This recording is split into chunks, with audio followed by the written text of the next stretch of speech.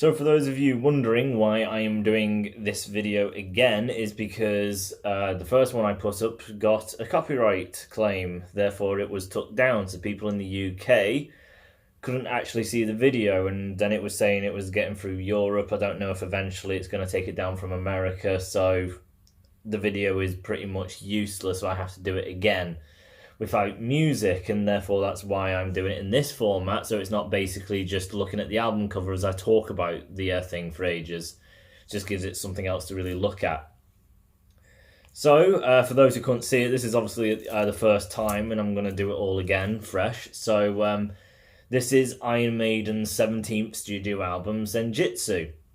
So, Iron Maiden's one of the biggest bands, one of the biggest metal bands around at the moment, if not the biggest, definitely top 5 or so, and they've been around for years. They've done 17 albums, and over the years, Iron Maiden has constantly changed their sound, done new things. Each album usually has something different to it. Power Slave isn't exactly like Number of the Beast. Number of the Beast isn't exactly like Summer in Time. Summer in Time isn't exactly like Seventh Son. So for each album, people keep jumping in at different points, and that is kind of what they expect from Maiden. And then with each little change, it's just like, oh, wish they went back to when I started, or this album was good, and then Fear of the Dark had come out, and that's when someone gets involved. It's like, this is what I've known Maiden as, it's what I was introduced with. And therefore, leading up to this album release, I've seen a lot of people commenting saying it's great, or it's not great, or it should be like this, or it's this and this and that, and they haven't made a good album since this, and they haven't made a good album since this, or this was the best album, and this wasn't the best album. So Iron Maiden are kind of all over the place when it comes to the fans, because over their careers I've said they constantly adapt their sound. People keep coming in at different points, people keep having their idea of what Maiden is, and their kind of, you know, upbringing with it. If they came in with Fear of the Dark, that will have some kind of like feel to them. It'll be personal for them. And Maiden, with the constant changing vocalists and all sorts, people have differentiating opinions. So, what does Senjutsu really do? So there's been a lot of comments, as I said. There's been a lot of people saying that the album's bad or it is a masterpiece, and basically everything isn't just one side. It is, there's this side and then this side to every single aspect that runs throughout this album. So, how does Senjutsu, the 17th studio album by Maiden, how does it work in incorporating all the fans of this massive discography that they have, with fans of varying ages, of pretty old, that could have been with them since they started, so people in their 50s to teens, to people 30s, to even maybe pre-teens to some degree. How does Senjutsu bring all these together, and all the fans and people who prefer the Blaze era or the pre-90s era, or the people who prefer the more progressive epics that they've been going down? What does Senjutsu do? Well, Senjutsu does kind of change it up a bit. Again, unlike what a lot of people say, some people say that this album is actually quite the same and actually lazy because it doesn't do anything new. I don't think this is a popular opinion, really, because this album, Senjutsu, does seem to actually touch on new ground. On occasion, it does do the similar tropes of Maiden, but that is very few and far between when that does actually happen. Most of it is completely different, like The Writing on the Wall, track 3 of the album. That starts acoustically. Now, Maiden doesn't really do that a lot. It also has a Western vibe to it. Maiden's never had a Western vibe to him, and Adrian says he doesn't see it as more Western, he sees it as more folk style. But even that is very, very different.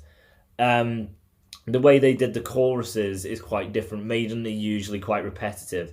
Like looking at lyrics like Brave New World, it is just a Brave New World, Brave New World, Brave New World, Brave New World, over and over and over again. And then the first track on that album, Wicker Man, is the same thing over and over and over again. A lot of their choruses are quite repetitive in nature, with not really a lot to it, or a lot of information lyrically that's been divulge like storytelling or anything like that. It's just a repetitive chorus. So that isn't really in this album in the slightest. The choruses aren't repetitive of just the title track. It keeps going through the concept of what the song means and the story of it, with a lot more lyrical content put in. This can obviously divide fans, and again to an extent, because the repetitive choruses can kind of work live, because you can get the audience chanting it, as for if it's not repetitive in that nature and it's just a lot of different lines, then singing that back isn't got that same impact of a brave new world. So that's a give and take. Studio wise, I think this is better, but for a live standpoint, it's not going to have that good, feedback of the crowd. It won't really work as well with this album. So it's 10 tracks. It's a double album. It's an hour 20 plus about. So it's a long album. And being double disc, being that long, people have the working day and everything, or busy and stuff. Trying to get through the whole album is going to be a bit of a chore, especially if you want to keep listening to it. And whenever you go back to this album, it's going to be very hard to get the whole album down in one. Which, if you want to listen to an album, you usually do want to listen to it in its entirety. So that is an issue. But what are the pros of this album? We'll just start with that first. So pros of the album, what we're looking at. So recently, Bruce has come under a bit of scrutiny for his vocal delivery, which I have agreed on as well. Bruce recently on Book of Souls, Final Frontier, even to an extent on A Matter of Life and Death, he usually does sing in a high register. And there's nothing wrong with that. I'm fine with high registers, and Bruce does do it somewhat well. It's just when he really does go that high, usually it becomes a little kind of strained, a bit kind of shrieky, a bit very high pitch, and it's just a little bit kind of irritating to the ears. This could be due to age, because Bruce used to be able to do it in his prior years, and now it's just whenever he gets that high, it's just a little much. It doesn't mean he's a bad singer at all. He's still very, very, very good. It's just he's always focused in that area of he's just constantly doing high notes, and it doesn't really work perfectly. So that's gotten a lot of hate. So how is it on this album? Bruce actually does sound a lot better than he has done in recent years. Bruce has been tuned down through most of the songs. There's only like 3 songs out of the 10 where he does actually sing quite high. Now, people are thinking like 3 songs, so these 3 songs are quite irritating. Actually, no. Even though it's still high and it's still not what I would deem perfect and well executed, it is better executed than the albums prior. So what has changed? Well, there's many reasons for this. During Book of Souls, Bruce had the cancer that was in his throat, which was said to be the size of a golf ball. Now, at the time of Book of Souls, they said that Bruce sounds great and it hasn't really affected the sound of the album. But now thinking back to it, as well as comparing it to his high notes on this album, and it's sounding better, maybe the cancer did play part. Maybe it did. So there's that. Also, the production on Book of Souls was very, very, very bad. The production on this album, luckily, has improved. So that could have been better mixing and everything. Also, Book of Souls has some very quick songs. This can also play an effect to the high notes, because getting into your high note, with it being very, very quick, it means you can't have time dedicated to be able to reach that note. If your lines are separated, so then you can kind of rise the note. So what a singer would do is rise it to the key, then they'll hit it and maintain it. But if it's note, note, note, note, note, note, then Bruce can't exactly get into the note. He can't rise into it. It's just he has to hit it constantly all the time without being able to find the note and then come back down again to find the note that follows. It is just he has to nail it and execute it every single time. That could also be a part, the quick succession, the cancer, the production, and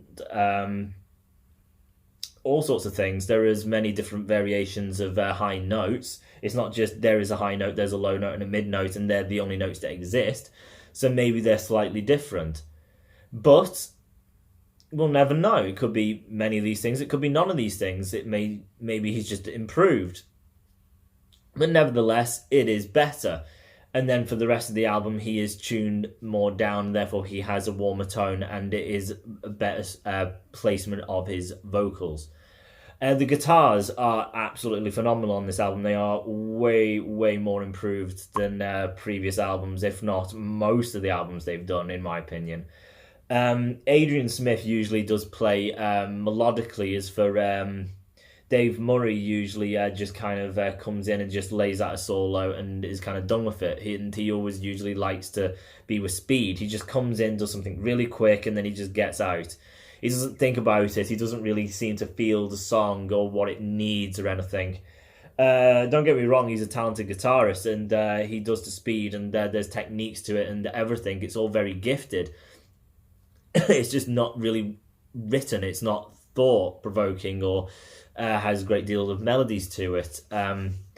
So because of that, these previous albums, I find that some of the times the solos are a little kind of bland and not very interesting.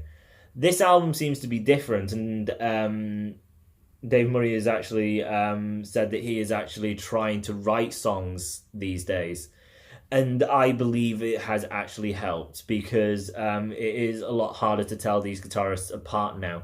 They use different pickups. So Adrian, I think, uses a bridge pickup, and Dave Murray uses a neck pickup, which do give two very different sounds. But they all seem to really consider what the song needs.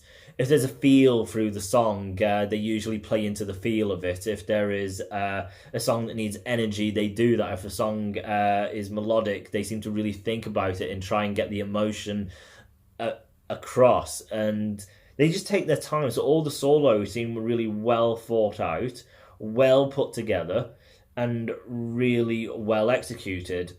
They have great technique, great talent, and that mixed in with being really thoughtful and going with the feeling and always having a foundation on melody. The solos are always pretty much well executed. So the solos are great. Bruce sounds better than he ever has done. The choruses aren't very repetitive. Another good thing is in a fair few of these tracks, Maiden is known for doing gallops a lot. So it's just like riffs, galloping, and that's kind of it, and then Bruce is over the top. With this album, a few of the tracks, which are actually my favourite for it, the verses aren't just galloping power chords, stuff like that. It is actual lead work. So there is a lead melody that plays in with the vocal melody of Bruce, and they like harmonise and run together.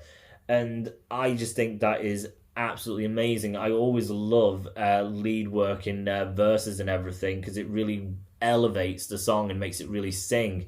And working alongside Bruce and everything, or whoever the vocalist is, I think really, really delivers a really musical, melodic, beautiful, epic sounding song. So tracks that do this is the second track of the album, Stratego. One of the best tracks for it, and it's written by Janik Jeers and Steve Harris. The verse is just absolutely phenomenal for that lead work, and Bruce's vocal melodies in that song, it's just got such energy, such melody to it. It is a fun song, and it is really pleasant to listen to. The chorus is catchy as all hell. It is incredibly catchy chorus. The lead's still going. Bruce with incredible vocal lines, vocal melodies, perfectly tuned. His voice sounds perfect. He is nailing his performance in the song. And then the solo is like the extension of the song. It's going for fun, energy. It's constantly moving. It's never stopping and slowing. And therefore the solo is an extension of that, of the energy and just the overall epic fun that the song brings. Another song that does it is the Time Machine, which is again Janik and Steve Harris. I find that Janik's writing is usually always trying to make it fun and have these leads there, catchy, fun, pleasant to listen to. As for Harris, usually makes things more kind of epic in scope. So again, the Time Machine, the chorus is one of the best choruses on the album. The leads through the verse and the vocal melodies are just absolutely on point. They are ridiculously good. And then you get it in things like The Parchment. It is there to a certain extent. This is just written by Harris. And then Hell on Earth, you also have it, which is, again, Harris again. With great lead work, incredible melodies, the way it works, and the vocal melody of Bruce is probably the best on this song. Other interesting things, as I say, the writing on the wall is very, very interesting for the fact of the acoustic start, the Western folk vibe to it. Even though Bruce does sing high, as I say, it is better for the myriad of reasons I did say, perhaps. The chorus is very catchy, the solo is well executed. Another good song, Darkest Hour, which is written by Bruce and Adrian, I believe. This is like the only melodic track actually on the album. I do find that the melody is a bit kind of lacking. The way that they do senjutsu is the way they do Book of Souls, which is they go into the studio, just write out a song, and then record it, and then they're finished. They don't think about it because they believe that it's better to just get the song out and then do it fresh without putting a lot of thought into it, because then that hampers the song. Which maybe that works to a certain extent, but then other times it's like maybe it did need thinking about for how it's positioned, how it's layered. Maybe there should have been more thought put into it. So I think there's a bit of give and take to it. There's always a pro and con to everything if you really do try and think about it. There is never a pro for one thing all the time. There is always going to be a pro and a negative to these things. It's just what the balance is and which way you think leans heavier one way or the other. So, yeah, it's a fine melody. It's just, like, it's not a beautiful melody. It's not an impactful melody. It doesn't really touch me. It's just a melody there for sake of melody. So it sounds fine, but it's like I would like it to really touch me more. I would like to feel it, because I don't feel anything from it, unfortunately. The chorus is a little bland as well, unfortunately. Quite typical kind of chorus, nothing very special about it. Like, as I say, Stratego, super catchy. A lot of interesting stuff going on, and Time Machine. The solos, though, on Darkest Hour are something that should be touched on. Because it's a melodic song, and as I say, they actually think about the solos these days and actually write instead of just whip it out and then just get out of the studio as quickly as possible. It means that the solos are melodic, they're beautiful, they're emotionally captivating. It captures emotion. It's beautiful. It goes through many transitions, and every transition, everything that's been put out is just beautiful, amazing, great tone. I really, really like it. So the solo of Darkest Hour is fantastic. Hell on Earth is one of the is maybe the best song on the album. It takes 3 minutes for the song to actually start, but when it does, it's an incredible build. Kind of like Metallica's Enter Sandman, where it keeps introducing little snippets of the epic riff that then comes out. Hell on Earth kind of has that, but has extended it to 3 minutes. So yes, it's a bit overdone, but each segment is brilliant. Just maybe if they could shorten each of the segments just to kind of keep it moving. But it takes its time, and then each little segment until we build from this soft, melodic, somber beginning to something energetic and just so catchy and so melodic and musical. And then Bruce comes in with epic vocal melodies. Just from where it started to where it gets, and then that build and knowing it's coming, and you keep getting that little snippet every single time. It's always amazing just to run with it. It is so, so good. And then it's epic in length. It's like 11 minutes or so, this track. And Bruce, as I say, the vocal melody is great. The leads are so, so powerful. Near the end of the song, it goes melodic again. So you got contrast and everything. It is absolutely fantastic. But the big epics do come with some faults, and the album does have faults within it. And the Parchment is a song that originally, when I heard the album, I really liked because it was epic in scale and had some of that kind of lead work that I like in the verse and some good vocal melodies from Bruce. But coming to it now, I feel different because I've looked at what that song structuring is and the layers within it. And I've noticed that the Parchment actually doesn't have a lot to it. It's the longest song, which is like over 12 minutes, but the problem is that it's got its massive introduction, which is not doing much. It's just riffs. The riffs sound fine and everything, but they go on for a while. Then you get Bruce in the leads of the verse. It sounds great, but it's a very long verse. And then it doesn't really get into a chorus. It kind of stops. Then you just get a lot of riffs again for a massive segment. Then you'll get a solo, and then big segment of riffs again, and then maybe another solo. Then you get Bruce back again, and we're already around 8 minutes. We're nearer the end of the song. So we haven't really had much really apart from riffs. So, and all we've really had is a verse. So when Bruce comes back, it's again kind of like a verse, but then it's maybe where the chorus is, but it's like it's a chorus blended with the verse. It's like they kind of go hand in hand because they're quite similar, but it's changed a little.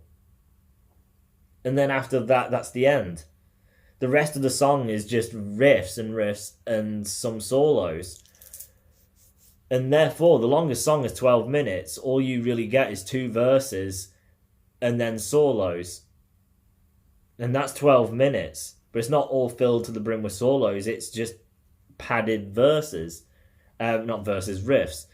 And the riffs aren't constantly changing and intricate. It's just riffs for a minute on end. And then it'll change. So it's a massive drag.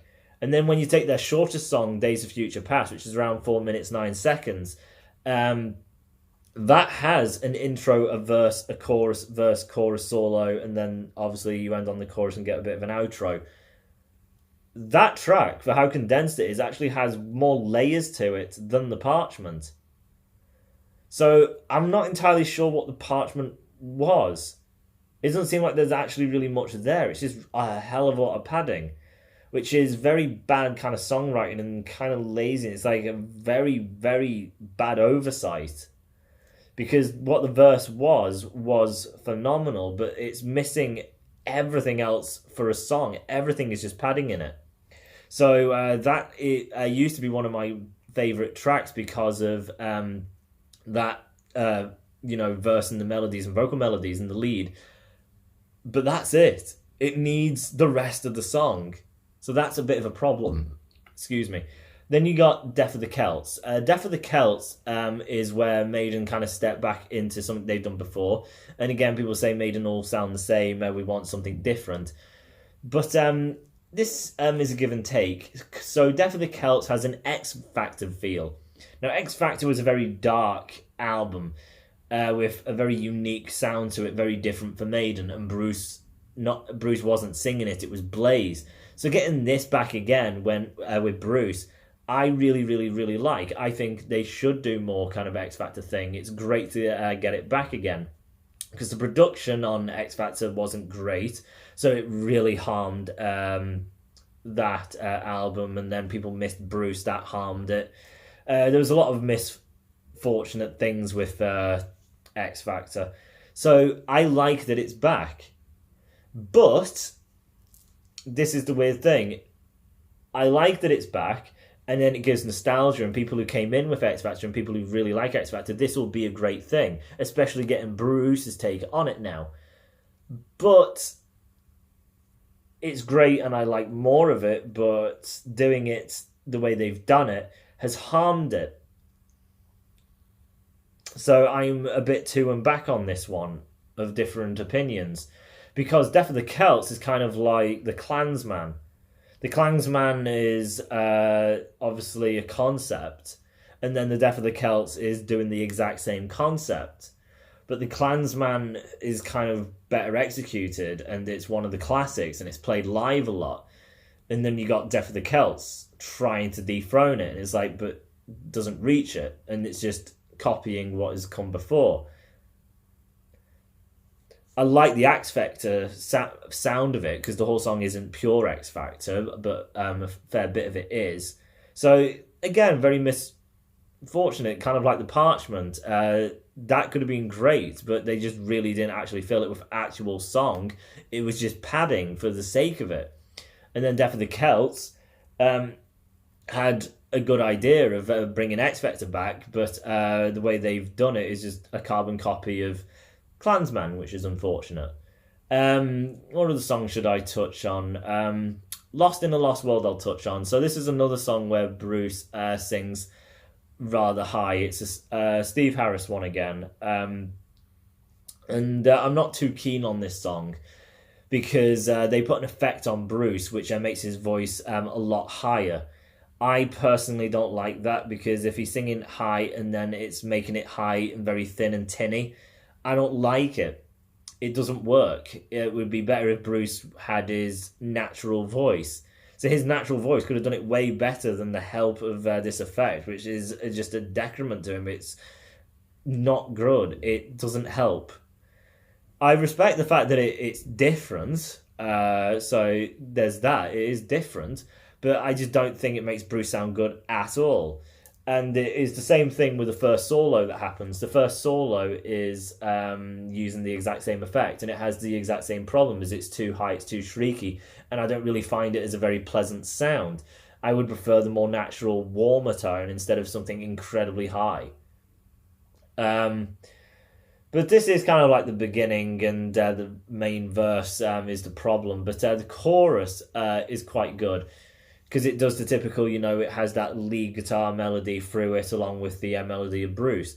So I do kind of like that. I don't think there was a lot of time dedicated to it, though, because the lead of the instrumentation with the Bruce vocal melody doesn't seem like they both were kind of talking to each other, like they were working with each other in mind. It's like the melody is doing its own thing, and then Bruce is doing something else, and then they've glued it together. So it's like Bruce sounds fine and the melody sounds fine, but then when they've come together, it's fine, but it just sounds odd to me. It sounds like a really weird mix that is just kind of like this, but not exactly connecting. It's just like really like magnets, like the negative to negative. It's like trying to force it together, but it just isn't sticking. It's like pushing against each other. At least in my opinion. As I say, it does sound fine and everything, and some people may actually think, I don't really see that. This is my personal take on that. And then the first track, Senjutzu, the track that actually opens the album and is what we're introduced to first. I actually think this is the weakest track. So to open with this, the weakest track, instead of something really fun and engaging like Stratego or The Writing on the Wall with that great introduction or something, I just don't think Senjutsu should be here. It should be somewhere else. If not, maybe a B-side. Because the problem with Senjutsu is the verse. It doesn't really have a melody to it. Not a strong one, definitely. It just seems very dry. It's not got an energy to it. It's not really got a strong melody foundation to it. So it's just dry. So it's not interesting to me. Not at all. Until we get to the chorus, and then the melody kind of comes back into it, and as the song progresses, it keeps progressing more into something a bit more melodic based, and I prefer that. But even saying that, the issue is even the latter part, which has more melody focus, isn't really anywhere close to the melodies that have been done later in the album, which is why I consider this track probably B-side material, because that first verse, no matter how many times and people saying, I don't mind Senjutsu, I can't stand that verse. I just can't stand it. I do not like it. It is boring, it's slow, it lacks melody, it is dull. And then the rest of the melody, it's all right, but it just doesn't really have much of an impact. Like it was rushed, the way they write things. So this one seems the most rushed. It even goes in with the solos, which makes me really truly believe this was the most rushed song out the gate, which is the solos are placed throughout the song, not just at the end. It's like one near the beginning, in the middle, near the end, and then later.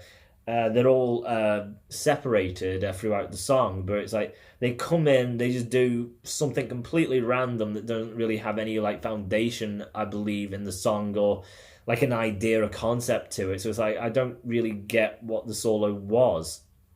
I love solos, but it's just like I'm just clueless as to why it's there, because it's like it doesn't seem to have any reason to be there. Most of the solos, there's maybe some near the end where it's like kind of works, but it just seems that they didn't really have time for some reason compared to all the other songs, which seems like they had a lot more time with loads of these songs, which I really really really like. Besides Lost in a Lost World, just take the effect of Bruce, and then thing like Death of the Celts and the Parchment really seems like they really did not think about that, especially the Parchment. Like God knows what they were thinking with that. But that's it. So for the most part, it's way stronger guitar work, way better vocals, way better melodies from guitar and vocal melodies. Really doing some different things with obviously the choruses not being repetitive, with the leads constantly being there. With the writing on the wall, there was a fair few interesting things in there. Even Lost in Lost World, that is something different with the effects on Bruce, and the solo didn't work. Darkest Hour, that song starts with the sound of the sea and birds, which is quite unique. So there are like changes and different things. And for the most part, I do like all the tracks, but it does have some faults.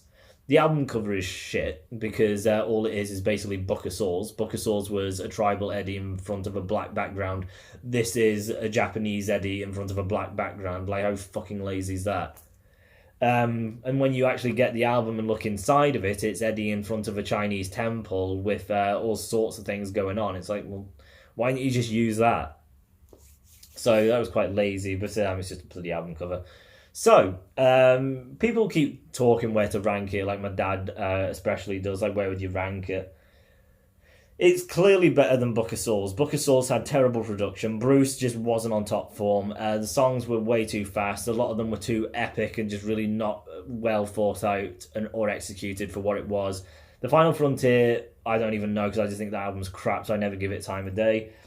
Matter of Life and Death, it kind of stands on the kind of heels of that, I think. Dance of Death, I adore that album. I know a lot of people don't, but I think that is a really musical, brilliant album. And then Brave New World, yeah. But the problem is, we're trying to say where this thing ranks, and then people saying, oh, it's not as good as the old. Well, that's the thing, isn't it? Number of the Beast, when that came out, changed the game. When Killers and the self-titled Iron Maiden album were out, metal wasn't really a thing in them days. It was punk being mixed in with what metal was going to turn into. And when Bruce came in, that started to happen. Number of the Beast has classics and changed music.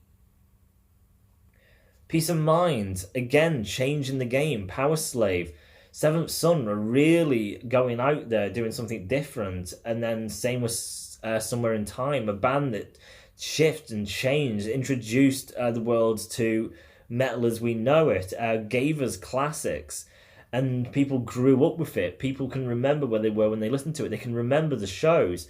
Bands are influenced from it. Metal is where it is at this stage because of Maiden and these albums. So to say, yes, Senjutsu is better than Power Slave, it's just so superior. It's like, do you really want to dethrone what Power Slave did? Everything that album has accomplished, everything that album has done. And people who grew up with that, people who got into metal for that, bands that have made a living from that album. Then we get Senjutsu. Where's the classics? Where is the bands that are influenced? This album hasn't achieved anything, and it never will. It's a great album, yeah, but it's never going to reach the heights of them albums, even if you do prefer it. It won't be a classic because it was classic. It achieved things in an era where there wasn't as much going on as there is these days. Iron Maiden invented the game with Number of the Beast, and then every album afterwards were constantly inventing things and changing. And then bands have grown from Maiden. So Senjutsu isn't gonna take the title, the classics, and dethrone everything these albums did. It won't. But does that mean it's bad? No. It doesn't. It's better than the albums they've done recently, true. But I would say the best thing you can say for Iron Maiden Senjutsu is it stands alongside the Giants. And I think that is perfectly fine.